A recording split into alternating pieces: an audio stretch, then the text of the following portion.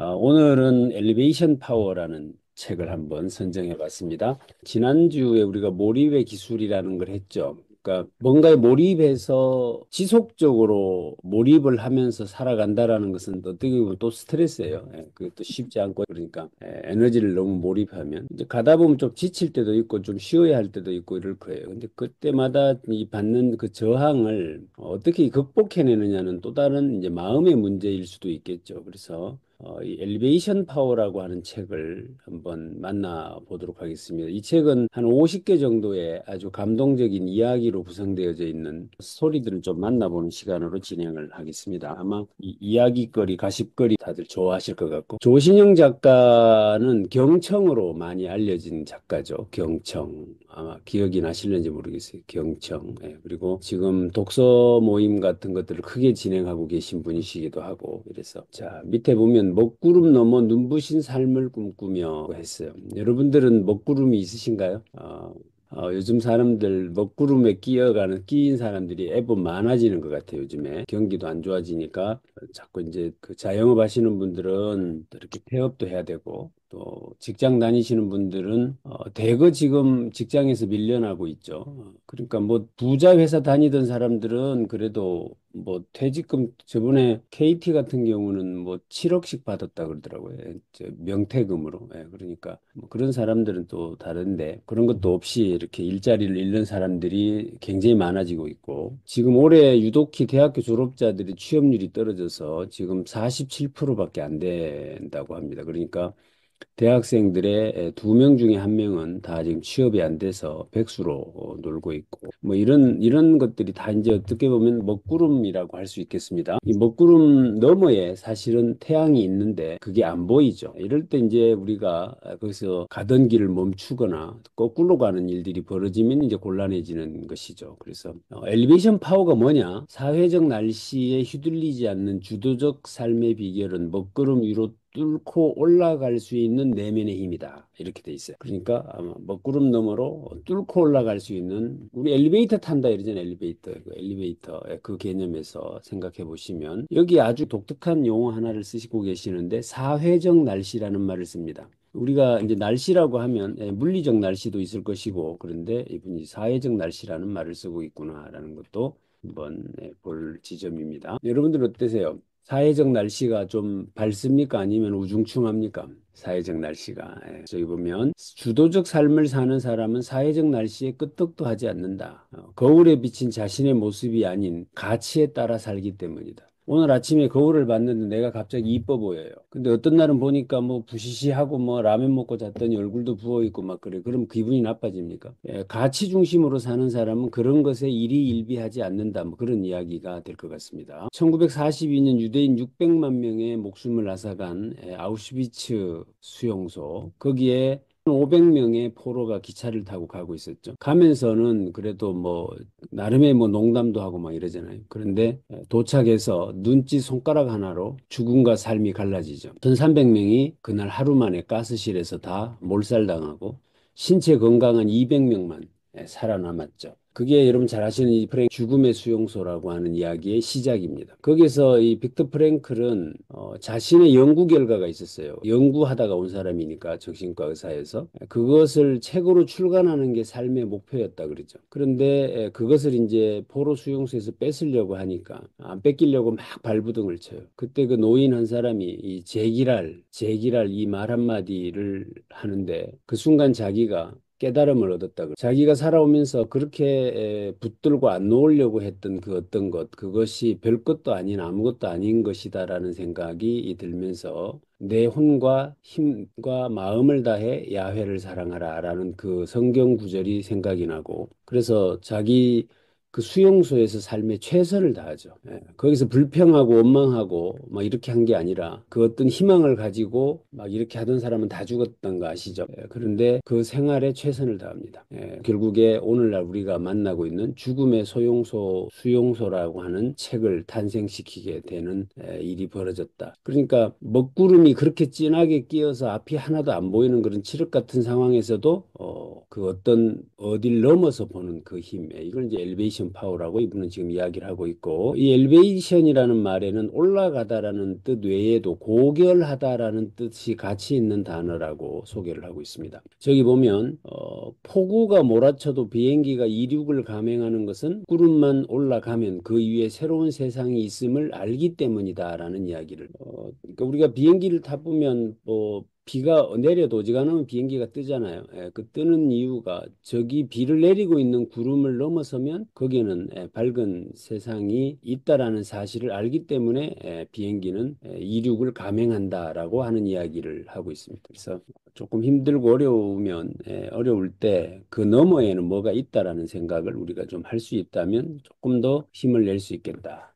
자, 지금부터 이제 본격적으로 이야기의 시작입니다. 일본의 슈퍼 패더급 1, 2, 12인 고구치 마사유키라는 사람이 있었어요. 머리가 대머리예요. 그런데 이제 틈틈이 약간 취미 삼아 복싱을 했던 모양입니다. 그런데 2005년 12월 13일 날 체육관 선배가 은퇴 경기를 하는데 앞에 오픈 매치를 좀 같이 해볼래라는 제의를 받게 됩니다. 이제 가발을 쓰고 다녔는데 그날 TV로 생중계가 되고 있었다 그러죠. 그런데 갑자기 운동을 오픈 매치를 하던 중에 가발이 벗겨져 버린 거예요. 그래가지고 이제 거기서 지게 됩니다. 왜냐하면 권투 선수들은 몸에 어떤 것들을 부착할 수 없도록 되어 있나 봐요. 그러니까 가발을 쓰고 이제 경기를 하다 가발이 벗겨지니까 이제 그 난리가 났죠. 근데 그게 TV로 생중계가 되니까 전국에서 난리가 난 거예요. 이제 웃음거리가 돼가지고 그래서 그러니까 이제 회사에서는 니는 왜 회사 다니면서 그런 짓 했냐 부업 금지 위반 이래가지고 회사에서 잘려요 또. 근데 문제는 뭐냐면 인간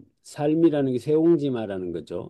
그래서 사연이 이제 바깥으로 알려지니까 가발 회사에서 광고 섭외가 들어온 겁니다.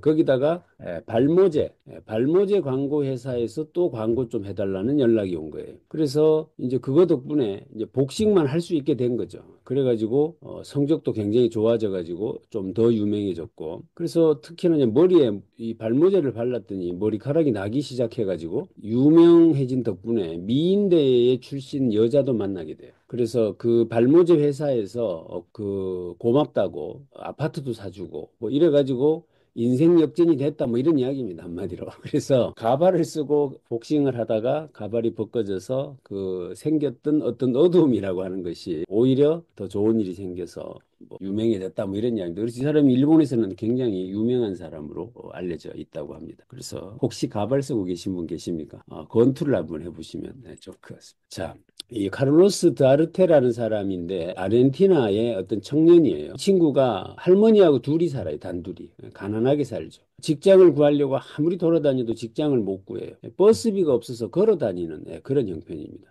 그래서 어떤 카페에 들어가 가지고 혹시 일할 사람 구하지 않으시나요? 이렇게 물어봤어요. 이때 그 카페 주인이 어떤 청년 하나가 왔는데 아주 단정한 옷차림에 남루하기는 해도 아주 성실해 보이는 그런 모습이 좀 호감이 가서 당장은 없는데 이력서를 두고 가면 연락을 할게요라고 했는 거예요. 그랬더니 이 친구가 사실 저는 컴퓨터도 없고 PC방 갈 형편도 안 돼서 이력서를 가지고 오지 못했어요 라고 애가 말을 하더랍니다. 그래서 안쓰러워가지고 그럼 종이를 한 장 주면서 여기다 써놓고 가라. 이력서를 하나 써놓고 가라. 이렇게 이제 종이를 줬더니 얘가 거기다 글씨를 쓰는데 글씨가 너무나 정갈하고 너무나 이렇게 정성스럽게 쓰는 거예요. 그리고는 이력서 끝에다가 뭐라고 썼느냐면 준비를 해오지도 못했는데 이력서를 이렇게 받아주셔서 너무너무 감사합니다라고 마지막에 한 줄을 쓰더랍니다. 그 말 한마디에 이 주인이 감동을 해가지고 자신이 꽤나 유명한 페이스북에 꽤나 팔로워가 많은 사람이었던 모양입니다.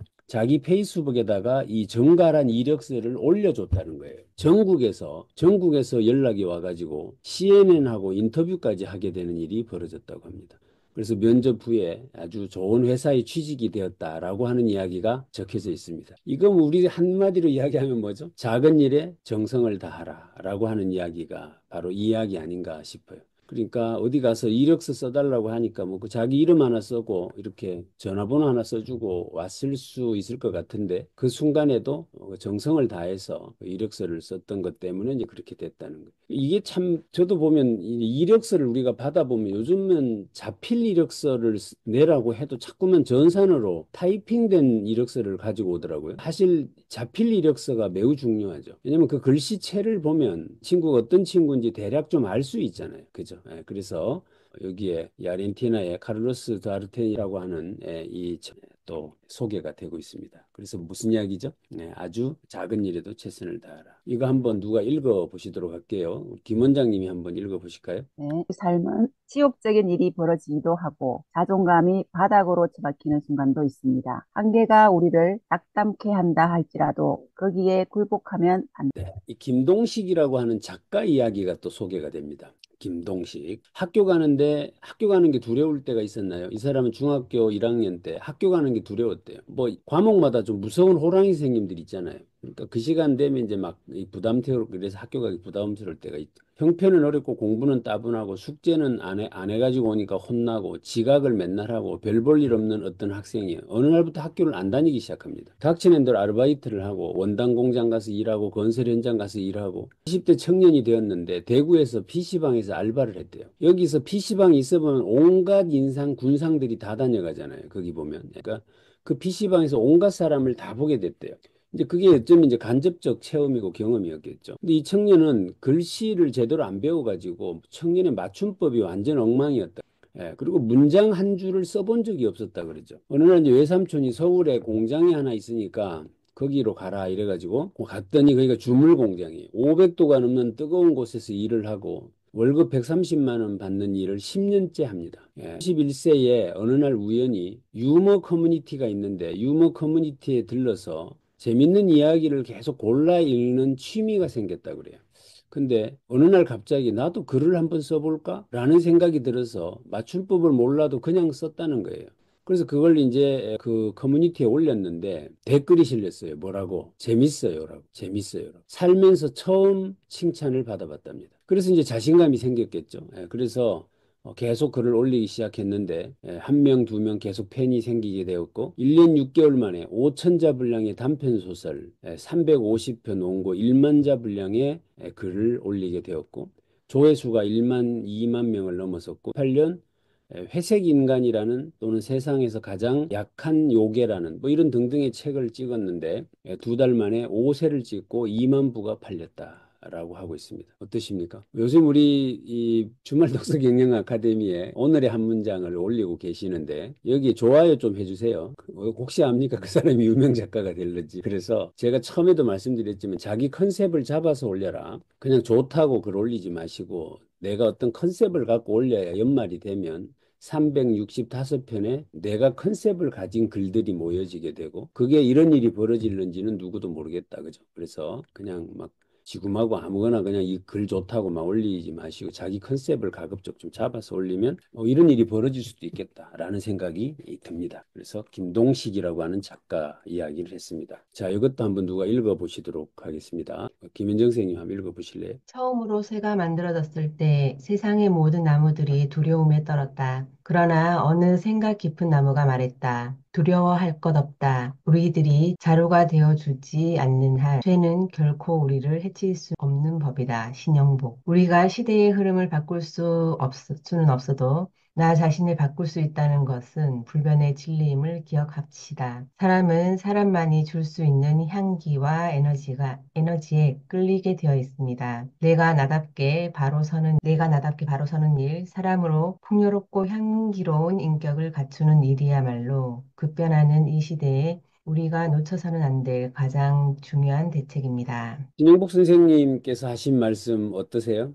나무들이 두려움에 떨었다. 왜 쇠로 만든 도끼가 우리를 다 헤쳐버릴 것이다라고 생각해서 그때 어떤 생각 깊은 나무가 말했다. 걱정하지 마. 도끼는 우리가 자루가 되어주지 않으면 우리를 해칠 라고 했다는 말. 그죠? 그러니까, 우리보다 잘나고, 우리보다 강하고, 우리보다 빠르고 한 어떤 것들이 이 온통 집어삼킬 듯이 하지만 우리의 나약한 존재도 결국 자루가 되지 않는다면 우리를 해칠 수 없다라는 이야기가 굉장히 감동적인 것 같습니다. 자, 가장 참혹했던 전쟁 이야기를 적어 놓고 있습니다. 이게 이제 1차 로마 유대 전쟁이라고 하는 것인데 AD 66년에서 70년까지 대략 800만 명에서 400만 명이 유대인 800만 명이 400만 명으로 된 전쟁이다 이렇게 알려져 있고요. 그리스인하고 유대인하고 이제 소송을 했는데 여기서 유대인이 패소를 하자 그리스인들이 흥분해가지고 유대인들을 막 학살해요. 이때 이제 로마 군정 시대죠. 이때 로마가 개입을 안 하게 되고 예루살렘 총독의 폴루루스가 체납 세금으로 성전에서 17달란트 금을 몰수하게 됩니다. 여러분들 아시는 대로 유대인들에게 성전은 굉장히 의미 있는 곳이죠. 거기에 들어가 가지고 세금 안 낸다고 거기 금덩어리 이런 거 있을 거 아니에요. 뭐 장식품으로. 이제 그런 것들을 가져가 버린 게 17달란트를. 이 한 달란트가 얼마나 되는지 아시나요? 이게 한 사람이 60년간인가를 일해야 벌 수 있는 돈을 한 달란트다 이렇게 이야기를 한다고 하는 건데 제가 하여간 알기로는 대략 지금 금 한 돈이 얼마죠? 한 뭐 60만 원, 70만 원 가까이 하는 것 같던데 대략 저게 한 10억 가까이 되는 걸로 알고 있어요. 6억에서 12억 사이인 것으로 알고 있는데 7달란트 금을 몰수해 버렸다. 이런 이제 성전 모독에 대한 생각으로 유대인이 로마 수비대를 살해를 하게 되는 일이 벌어지죠.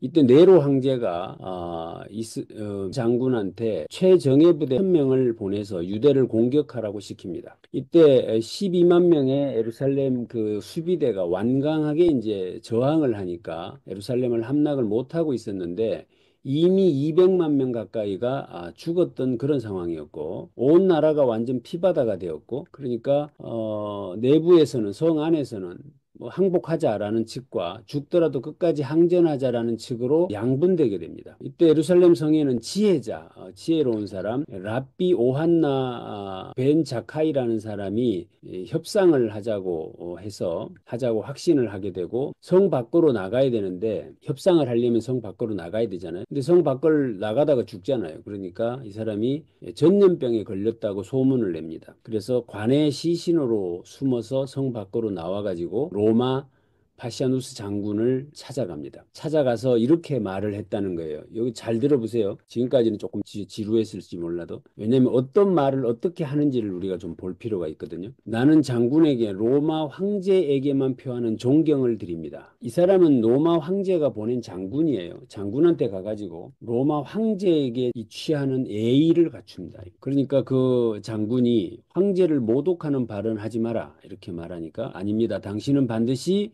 로마의 황제가 될 것입니다. 라고 이야기를 합니다. 그런 이야기 하지 말고 나를 찾아온 이야기를 말해라. 그러니까 장군에게 나에게는 작은 소원이 있어. 무엇입니까? 라고 물으니까 예루살렘은 괴멸 직전이다. 우리는 항복하고 성문을 열고 투항할 것이다. 대가로 작은 부탁이 하나 있다. 야분의 거리만은 파괴하지 말아달라. 방 한 칸의 교실이라도 좋으니 조그마한 학교 하나만 그곳에 지어달라.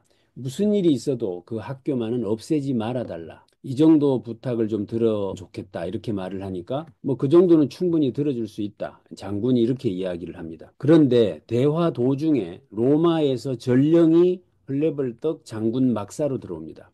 이거 뭐 영화로도 나오고 했었으니까 아실 거예요. 그죠? 황제가 돌아가셨습니다. 원로원에서 장군을 차기 황제로 선출했습니다라고 이야기를 합니다. 그러니까 이 지혜자가 이 귀신같이 맞춘 거죠, 그거를. 그러니까 이제 이 장군이 작은 학교는 절대 없애지 마라라고 하는 명령을 내리게 되고 얼마 안 지나서 성문이 열리고 로마 병사들이 예루살렘으로 진격해서 9만 명을 포로로 잡아가고 110만 명이 몰살당하는 일이 벌어집니다. 그래서 예루살렘 거리에 어린아이 무릎까지 피가 흘렀고 살아남은 150만 명의 유대인들이 전 세계로 흩어져서 그야말로 디아스포아라는 운명으로 살아가게 되는 일이 바로 그 전쟁이었다라고 소개를 하고 있습니다. 나라가 멸망하면 100년 이내에 문화와 문명은 사라진다고 합니다. 그러니까 우리나라가 일본에 15년 뭐 얼마 동안 지배를 받았는데 이게 50년이 넘어갔으면 우리 한민족은 없어졌다고 보는 거예요. 어떤 문화도 그렇게 된다는 것인데 지금 우리나라는 50년이 안 돼가지고 지금 어쩌면 살아있는지 모르겠는데 이스라엘은 어떻습니까? 50에서 100년 이내에 사라지는데 토인배에 따르면 8개 문명이 발생했는데 유일하게 수천 년을 살아남은 문명은 유대 문명이라고 합니다. 그 유대 문명이 아직도 살아있는 이유가 뭐냐라는 이야기인데 그게 바로 랍비 요한난 벤 자카이라고 하는 이 분이 예루살렘을 멸망한 후에 다브네로 떠나가지고 거기 작은 학교를 하나 짓고 거기에 이제 황제가 약속을 했으니까 그 학교를 없애지 말라고 약속을 지켰고 그때 거기서 이제 랍비를 길러내는 교육을 시작하게 되었고 저녁에 이 사람들이 흩어져서 토라를 가르치는 일이 시작되었다. 그래서 회당이 구심점이 되어서 학습 공동체가 살아났기 때문에 오늘날 유대 문명이 아직까지 수천 년이 지났어도 살아남아 있다. 이런 이야기를 하고 있는 겁니다. 지금 우리가 힘들어도 학습이라고 하는 행위를 멈추면 안 된다. 이 이야기를 지금 작가가 하고 싶은 거겠죠, 우리한테. 그래서 여기 보면 율법학교 예시바에서는 1학년을 현자라고 하고 2학년을 철학자라고 하고 3학년을 학생이라고 한답니다. 조금 놀래는 표정 좀 지어주시면 안 될까요? 이게 지금 보통 우리가 대부분 우리 학생이라 그러잖아요. 근데 여기는 지금 3학년이 돼야 학생이라고 한다는 거예요. 그 학생 아무나 하나 이 말이잖아요, 한마디로. 지금 철학자가 2학년이 철학자라는 겁니다. 그 말이 맞는 것 같아요. 보면 철학자 1학년, 2학년 뭐 아는 척하고 뭐 지가 똑똑한 척하고 뭐 이러잖아요. 이게 다 이게 지금 철학자들 흉내내는 건데 3학년이 되면 이제 뭘 배워야 하는지를 아는 때가 되었다. 이래서 이제 학생이라고 부른다. 그래서 3학년이 되어야 비로소 학생이라는 영광스러운 칭호를 받게 되고 겸허한 자세로 배우는 자가 가장 높은 지위에 오를 수 있고 학생이 되려면 수년 동안 예비 훈련을 쌓아야 한다는 것을 암시하는 말이다. 이렇게 되어져 있습니다. 세계 인구 0.2세 유대인이 세계 경제의 70%를 장악하고 노벨상 1%를 장악하는 이유가 바로 뭐냐? 얘들은 평균 IQ가 96이랍니다. 우리 대한민국이 110이랍니다. 갑자기 지금 110 안 되는 사람들 평균 미달입니다. 근데 한국은 그런데 얘들은 세계에 제가 유대인 이야기는 자주 하니까 뼛속에 배움이라는 DNA가 각인되어 있다. 이렇게 이야기를 합니다. 전쟁이 나서 도망다니는 민족은 금덩어리를 갖다 놓으면 들고 튈 수가 없잖아요. 그러니까 머릿속에 있는 지혜를 들고 튀어라 뭐 이런 이야기인데 이것이 결국 오늘날의 유대 민족을 만들었다라는 이야기를 하고 있습니다. 저 옆에 콜로세움 저 원형 경기장 보이시죠? 그때 포로로 잡혀갔던 이 유대인들이 저걸 공사를 했는 거 아니에요? 그리고 저 안에도 어떻게 했죠? 사자 풀어놓고 유대인 죽이고 이런 일이 있었던 그 참혹한 것들을 유대인들은 잊지 않고 있다. 뭐 이런 이야기도 우리가 곧잘 듣고 있습니다. 우리가 사는 세상이 로마 군사에게 포위당한 예루살렘보다 낫다고 할 수 없다. 칼과 창은 아닐지라도 우리는 교모하게 소비하는 대중으로 만드는 결국 진짜 삶을 살지 못하게 가로막는 캄캄한 세상을 살고 있다. 지금으로부터 10년 후는 반드시 온다. 앤서니 라빈슨이 한 말이고요. 맥없이 손 놓고 10년 후를 맞이하고 싶지는 않다. 10명이 될지 100명이 될지 모르고 연약하지만 손에 손잡고 서로 연대한다면 분명히 승리할 것이라 믿는다. 자, 밑에 절대 잊지 마세요. 이것을 우리 이재덕 사장님 한번 읽어보실까요? 절대 잊지 마세요. 모기 한 마리는 코뿔소에게 아무것도 할 수 없습니다. 그러나 1000마리 모기는 코뿔소의 길을 바꿀 수 있어요. 독일 필립스 핑크라이더. 모기 한 마리. 자, 황금을 가장 많이 캘 수 있는 곳. 어떻게 좀 재미가 있나요? 도움이 되고 계신가? 이게 그냥 가볍게 만나보실 수 있는. 황금을 가장 많이 캘 수 있는 곳은 황금은 땅 속보다 인간의 생각 속에서 더 많이 채굴되었다. 나폴레옹 힐이라고 하는 유명한 리더십 분야의 그분이 말씀을 하셨죠. 포티나이너, 1850년에 금강을 찾아 서부로 몰려든 골드러시 사람들, 이 사람들이 이제 포티나이어라고 하는데 정작 이들보다 그들에게 힘을 많이 판 사람들이 부자가 되었다는 이야기는 아시죠? 대표적으로 이제 리바이스 슈트라우스라고 하는 그 천막을 잘라다가 청바지를 만들어서 팔았는데 그 돈이 뭐 돈을 많이 벌었다 이런 이야기도 아실 거고 금을 캔 놈보다 꽃갱이 판 놈이 돈을 많이 벌었다 뭐 이런 이야기를 하잖아요.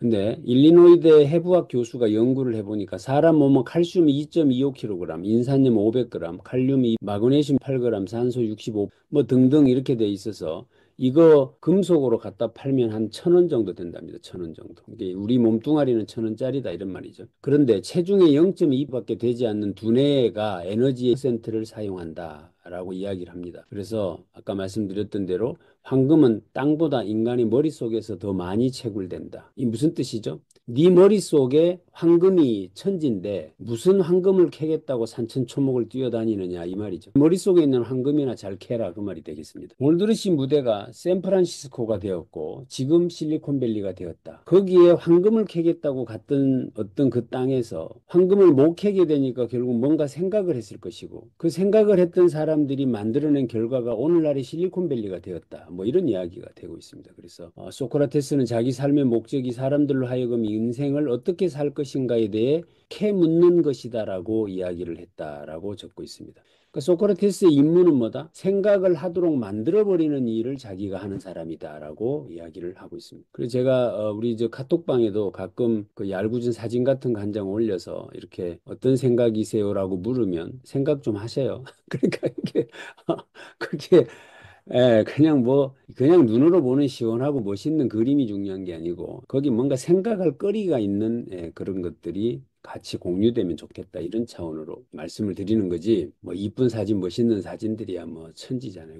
자, 아테네의 시민들이여, 지혜를 사랑하며 나 자신과 다른 이들이 인생에 대해 생각하도록 캐묻는 새 삶을 바치라고 신께서 이 땅에 보내주셨는데, 죽음이나 어떤 두려움으로 제 자리를 버리고 떠난다면 이는 끔찍한 일입니다. 사형 선고를 받은 후에 소크라테스가 한 이야기죠. 내 소명은 사람들로부터 생각을 하게 만드는 일이 내 소명이다. 그런데 내가 여기서 살겠다고 변명을 해가지고 그때 풀어준다고 됐었죠. 그러니까 그렇게 하긴 싫다 이렇게 이야기를 결국 어떻게 성공했죠.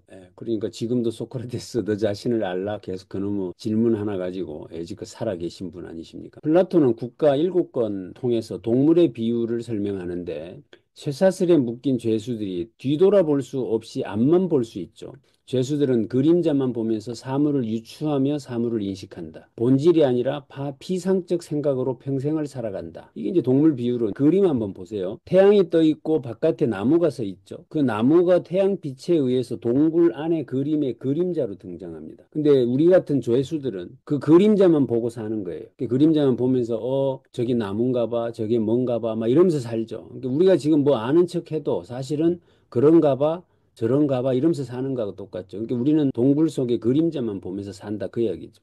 소크라테스가 말했다. 어느 날 한 죄수가 쇠사슬에서 풀려나가지고 동굴 바깥으로 나갈 수 있다고 가정해보자. 죄수는 난생 처음 자유의 걸음을 걷고 동굴 밖에 나오자 환한 빛이 보이기 시작했다. 눈을 뜰 수 없는 강렬한 빛이 들어왔고 눈이 부셔 눈을 감고 있다가 밤이 되자 눈을 떠봤다. 하늘에 별이 반짝이고 달콤한 공기가 있고 아침이 되자 사슴, 새들 노래, 경이로운 것들이 보여지기 시작. 이때 진정한 삶을 경험하게 된다. 동굴 안의 감각기관에 의지해서 파악하는 것은 가시적인 영역이고 동굴 밖 태양 아래 세상은 가지적 영역. 그러니까 가시적 눈에 보이는 거, 가지적 지적 영역, 가지적 영역이라고 설명을 했다. 가지적 영역은 오로지 캐묻는 방식으로만 탐구가 가능하다. 여기서 단어 하나 정도 외워두셔도 좋겠다. 그죠? 가시적, 가지적. 이 두 개 단어를 좀 기억을 하시면 좋을 것 같고요. 플라톤이 말했다. 가지적 영역을 본 사람은 거기서 머물면 안 된다. 다시 동굴로 들어가서 쇠사슬을 끊고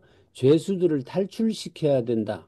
이때 죄수들이 그동안 익숙한 삶에 태클을 걸고 귀찮아한다. 결국 죽이자고 결의할 것이다. 그래서 죽은 사람이 누구죠? 소크라테스죠. 그러니까 제가 예를 들면 어떤 사람한테 세상이 그게 다가 아니에요라고 막 이야기를 하면 무슨 소리 하십니까? 이게 맞지라고 하면서 귀찮아하다가 계속 귀찮게 굴면 어떻게 해요? 저를 모함해서 죽여버리죠. 저를 모함해서 나쁜 사람 취급할 수도 있고 이렇게 된다. 그 이야기죠. 그래서 저기 지적 활동만으로 선 자체를 포착할 때까지 물러서지 않는 사람이 있다면 그는 지성에 의해 할 수 있는 영역의 궁극에 도달한 것이다. 라고 하는 이야기를 플라톤이 책에 적어놓고 있다라고 하는 것이죠. 그래서 진정한 황금은 우리 생각 안에 이미 가금 매장되어져 있다라는 이야기를 쓰고 있습니다. 지금 다들 좋으시겠습니다. 머릿속에 요새 금값도 비싼데 금이 잔뜩 들었다고 하니까 많이 채굴하셔가지고 근데 머리에 있는 금은 뭐 캐서 팔아도 줄어들지 않으니까 자, 눈에 뵈는 게 없는 남자.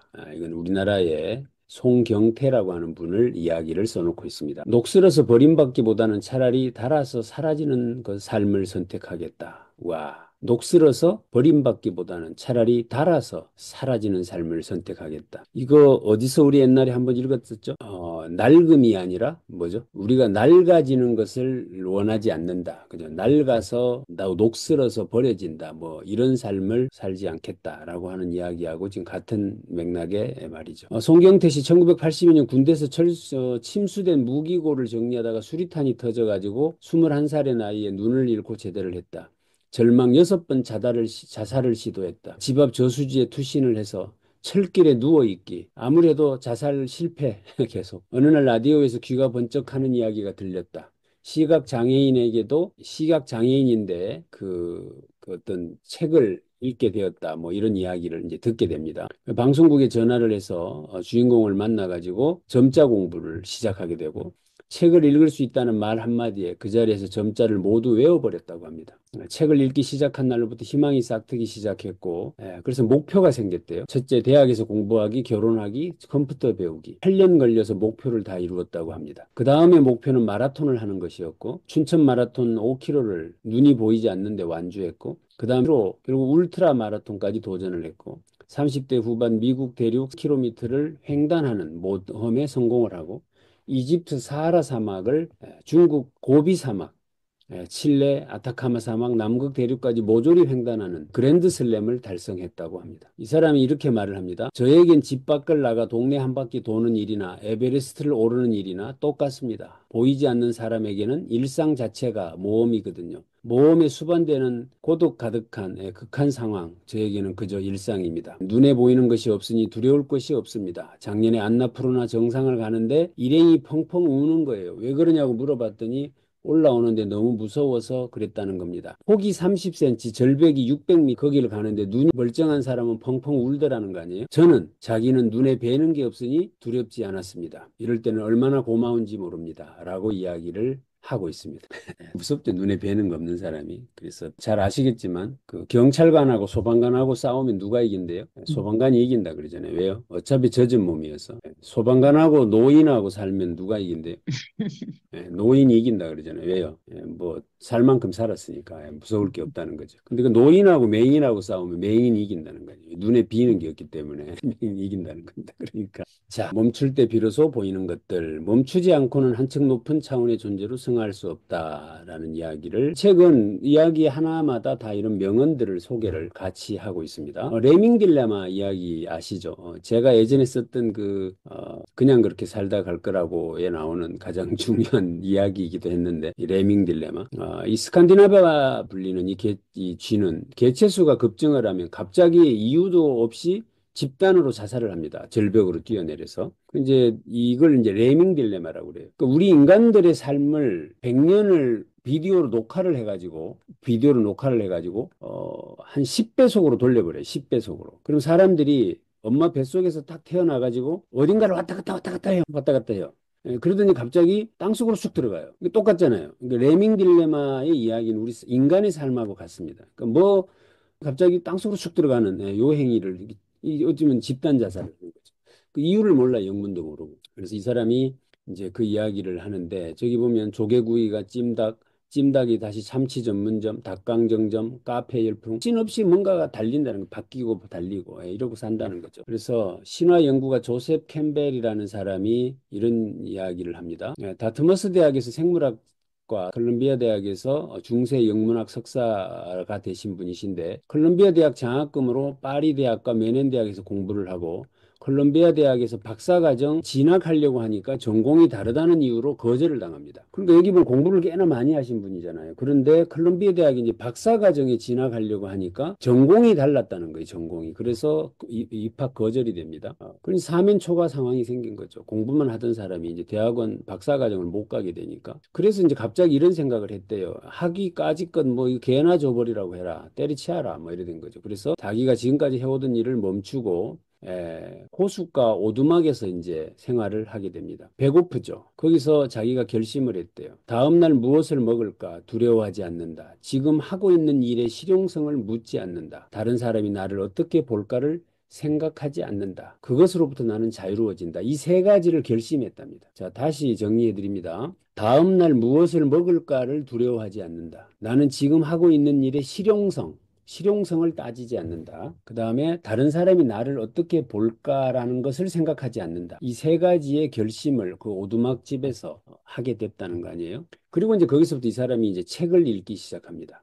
나는 조이스 토마스 마노가 이 슈뱅글러를 읽었고, 슈뱅글러가 니체를 언급하니까 다시 니체를 읽었고, 니체를 읽으려니까 쇼펜하우를 알아야 되니까 쇼펜하우를 읽었고, 그렇게 해서 쭉 해가지고 책을 읽어내기 시작합니다. 우리가 연계 독서, 심화 독서로 계속 들어가는 거죠. 그래서 어떻게 됐느냐? 방에 앉아서 읽는 겁니다. 읽고 또 읽는 겁니다. 제대로 된 사람이 쓴 제대로 된 책을 읽어야 합니다. 마음에 드는 작가가 있으면 붙잡아서 그 사람이 쓴 것을 모조리 읽습니다. 이러저러한 게 궁금하다. 이리저리 책을 읽고 싶다 이런 생각을 해서는 안 되고 베스트셀러를 기웃거려서도 안 됩니다. 붙잡은 작가만 물고 늘어지는 겁니다. 이렇게 하면 관점을 획득하고 그 획득한 관점에 따라 새로운 세상이 열리게 됩니다. 이야기를 해요. 어떻게 됐느냐? 5년 후에 캠벨은 지성의 저수지에 문화, 인류학, 생물학, 철학, 예술, 역사, 종교를 아우르는 방대한 지식과 지혜를 채우게 되고 로렌스 대학 교수로 정식 초빙을 받게 됩니다. 그러니까 박사학위를 못하면 교수가 못 될 거라고 해서 자기가 잘 좌절했던 거잖아요. 그런데 그 호숫가에 가서 그 아까 그 세 가지 결심을 하고 공부만 했더니 어떤 교수들보다 방대한 지식을 갖추게 되었고 그래서 로렌스 대학의 교수로 초빙되었다 이야기를 하고 있는 겁니다. 여기서 우리가 한번 봐야 될 지점은 그냥 마음에 드는 작가가 있다면 붙잡아서 그 사람이 쓴 책을 모조리라는 이야기가 매우 인상적인 것 같습니다. 여러 번 말씀드리지만 자기계발 서적 너무 많이 보지 마라 이런 이야기 하죠. 자기계발 서적은 한두 권만 잡고 이제 깊이 파시고 좀 인문학 관련 책들이나 이런 그 책들을 보라고 이야기들을 하죠. 일반적으로. 1849년 러시아 세모노스키 광장 20명의 사형수들이 영화도의 마지막 5분을 주겠다라는 사형 집행관의 이야기가 들립니다. 반체제 독서 모임을 했다가 황제 니콜라스 1세에게 찍혀서 사형 선고를 받았던 그 사람들이죠. 그래서 남은 5분 무엇을 생각했대요? 사랑하는 사람들이 나를 용서하고 나 때문에 눈물 흘리지 마시오. 라고 했고 남은 3분 동안 왜 나는 시간을 헛되게 보냈을까를 생각했고 남은 1분 동안 이 매서운 바람도 더 느낄 수 없겠지 아쉬워했다는 거예요. 철커덕 하는 소리가 들리고 탕탕 소리가 들립니다. 옆 사람이 고개를 떨구는데 그 순간 멈추시오라는 황제 명령이 들리고 그래서 살아난 사람이 방금 말씀하셨던 대로 도스토옙스키입니다. 그때부터 이 사람은 뭐죠?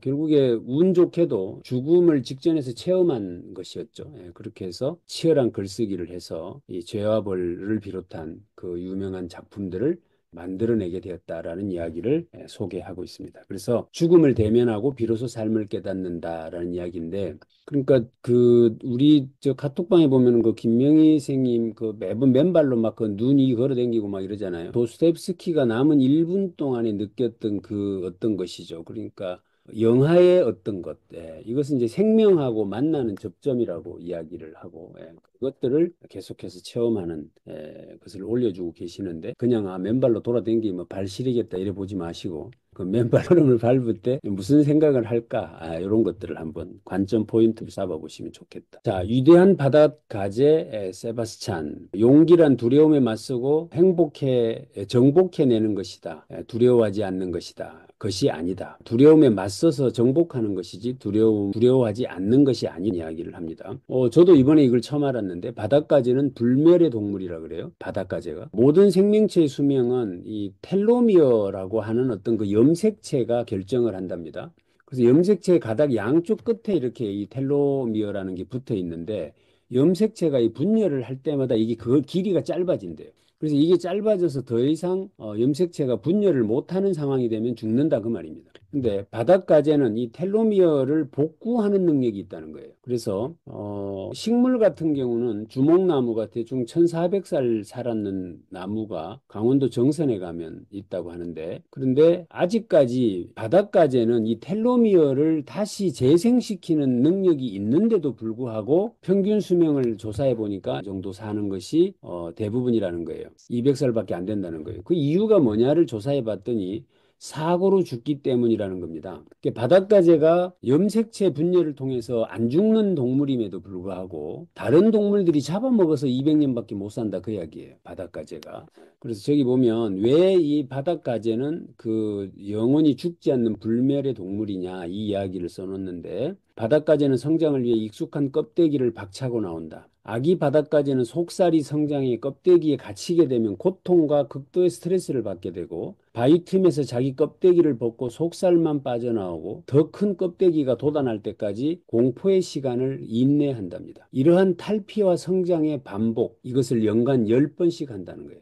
그러니까 텔로미어라고 하는 것을 가지고 영원히 죽지 않을 수 있다는 거예요. 그러니까 이제 우리가 바닷가재에게서 배울 수 있는 것은 1년에 10번 정도 이 탈피와 성장을 반복하면서 살아가는 그런 동물이다라고 이야기를 합니다. 우리가 이제 안 죽으려면 하여간 이런 탈피와 성장의 과정을 10번씩 지금 그 인간 노화 유전자 그 생명 연장 프로젝트 구글 팀에서 하고 있는 것에 보면 지금 인간 노화 유전자를 500살까지 연장시키는 것에 대한 연구는 거의 지금 완성되어졌다고 하죠. 그러니까 아마 여러분들은 5까지는 끼는 그러니까 전문가 쓴 책에서 이 글을 한번 읽어보도록 하겠습니다. 제가 알기로 구본영 선생님을 아주 좋아하시는 분이 이정숙 사장님으로 알고 있는데 한번 읽어봐 주시겠습니까? 감사합니다. 여행을 많이 다녔습니다. 같이 함께. 내가 만일 다시 젊은 몸으로 돌아간다면 겨우 시키는 일이나 하면 늘지는 않을 것이다. 아침에 일어나 하고 싶은 일을 하는 사람이 되어 천둥처럼 나 자신에게 놀라워하리라. 신은 깊은 속에 나를 숨겨두었으니 헤매며 나를 찾을 수밖에. 그러나 신도 들킬 때가 있어. 신이 감추어둔 나를 찾는 날 나는 승리하리라. 이 세상에서 내가 가장 잘할 수 있는 일은 무엇인가? 이것이 가장 훌륭한 질문이니 하늘에 묻고 세상에 묻고 가슴에 물어 길을 찾아 억지로 일하지 않을 자유를 평생 얻게 되나니 길이 보이거든 사자의 입속으로 머리를 쳐 넣듯 용감하게 그 길로 돌진하여 의심을 깨뜨리고 길이 안 보이거든 조용히 주어진 일을 할 뿐 신이 나를 어디로 데려다 놓든 그곳이 바로 내가 있어야 할 위대함은 무엇을 하느냐에 달린 것이 아니며 그것에 사랑을 쏟는 것이니 내 길을 찾기 전에 한참을 기다려야 할지도 모른다. 1000번의 헛된 시도를 하게 되더라도 1000만 번의 용기로 맞서리니 그리하여 내 가슴의 땅 가장 단단한 곳에 기둥을 박아 평생 쓰러지지 않는 집을 짓고 지금 살아있음에 눈물로 매 순간 감사하나니 이 떨림들이 고요 삶이 되는 것.